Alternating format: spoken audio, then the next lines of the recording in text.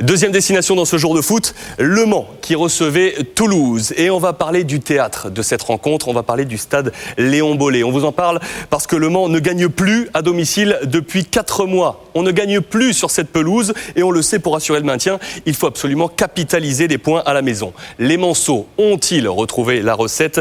La réponse avec Lilian Gatoun. La réponse est oui, Alexandre, avec un véritable coup de poker tenté d'entrer par Frédéric Kantz dans son 11 de départ. 6 joueurs à vocation offensive. C'est un véritable rush organisé vers les buts toulousains. Une première période plutôt dominée par les Manceaux, mais il faut attendre la 31e minute pour voir enfin une occasion dangereuse. Elle va venir suite à cette faute d'Achille Mana sur Chigi Luko. Et Libop n'est pas content car ses défenseurs manquent d'intensité dans les duels. Je vous disais, occasion dangereuse à la 31e minute avec ce ballon déposé par James Franchon sur la tête de Marco Baccia pour l'ouverture du score. Premier but de la saison pour l'international serbo-monténégrin, capitaine ce soir. Marco Baccia qui place cette tête piquée hors de portée de Nicolas Duchesne pour le 1-0. Entame idéal pour ces joueurs du Mans, avec la prise de risque de Frédéric Kantz qui s'avère payante face à des Toulousains que l'on sent un petit peu emprunté, pourtant appliqué sur le plan défensif, mais il faut reconnaître qu'il y a une défense centrale à Dao et Fofana qui n'est pas habitué à jouer ensemble. Une réaction toulousaine avec Achille Imana qui va tenter cette frappe lointaine, ça n'inquiétera pas vraiment Yoann Pelé. C'est pourtant la seule occasion toulousaine de cette première période, on le disait, donc largement dominée par les Manceaux. En deuxième période, Eli Bob va faire rentrer Brian Bergogneau pour essayer d'apporter un petit plus, mais c'est le même scénario avec encore Le Mans à l'attaque et ce ballon qui profite finalement à James Franchon. Franchon n'y a pas vraiment cru, là il permet à Nicolas Duchesne d'intervenir. C'était pourtant le ballon du 2-0 au bout des pieds de l'attaquant James Franchon. Graffité lui aussi est rentré sur le front de l'attaque du côté du Mans. Et regardez encore James Franchon toujours qui profite des erreurs de la défense toulousaine avec ce ballon qui arrive jusqu'à Bouillard. Et puis il y a cette parade derrière de Nicolas Duchesne là pour préserver ses buts. Le jeune Martin Bouillard qui tentait sa chance.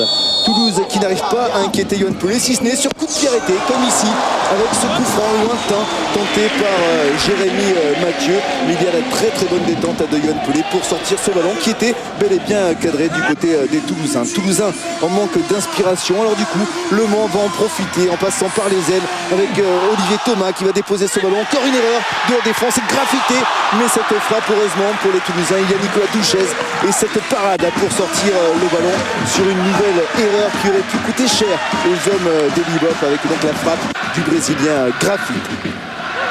Le Mans qui domine largement cette rencontre de la tête et des épaules en allant toujours vers l'avant avec le meilleur buteur du championnat, Bangoura, sur le côté face à Jérémy Mathieu. Il va retrouver une solution plein axe pour Romaric. Il n'est pas marqué, il tente la frappe lointaine et c'est au fond pour le 2-0.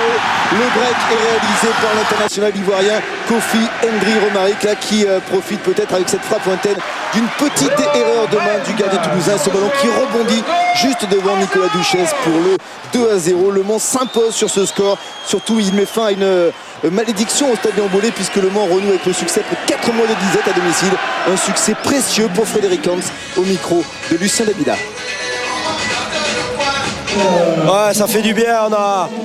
On avait fait de bons matchs ces derniers temps, on n'avait pas pu concrétiser. Ce soir, il a encore fallu beaucoup d'occasions. C'est bien parce qu'on gagne par 2 buts d'écart, ça nous était jamais arrivé. Puis ça nous permet de passer devant Toulouse au goal average. Donc c'est une belle soirée qui, j'espère, va bien préparer le prochain match à Sochaux parce qu'il nous reste 2 matchs très importants, mercredi à Sochaux et samedi à Bordeaux.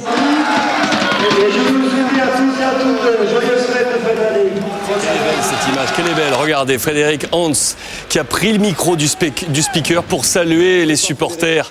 Ça, c'est une image importante, je peux vous le dire, parce qu'on l'a joué au téléphone depuis des semaines, Frédéric Hans. Il s'en voulait un petit peu parce qu'il sentait que son équipe jouait bien, mais on n'arrivait pas à trouver des points, surtout à domicile, comme on vous l'a annoncé. Voilà, c'est chose faite ce soir. La trêve va peut-être arriver au bon moment pour la bande de Frédéric Hans. On a vu que cette victoire était notamment venue d'un homme, Romaric, un Manceau important depuis le début de la saison. On va en profiter. réalité, c'est le focus de cette 18e journée. Romaric, le joueur du Mans, l'international ivoirien, souvenez-vous, était arrivé l'année dernière en provenance de Beveren, en Belgique. Il était arrivé pour le poste d'attaquant, mais aucun but marqué en 21 matchs. Du coup, il a été repositionné, descendu d'un cran, très bon début de saison, mais ensuite, il s'est un peu essoufflé. Une baisse de forme qui correspond à la baisse également de régime de toute l'équipe. Période difficile, marquée, rappelez-vous, par une mise à l'écart de la part du club pour être arrivé en retard à un entraînement.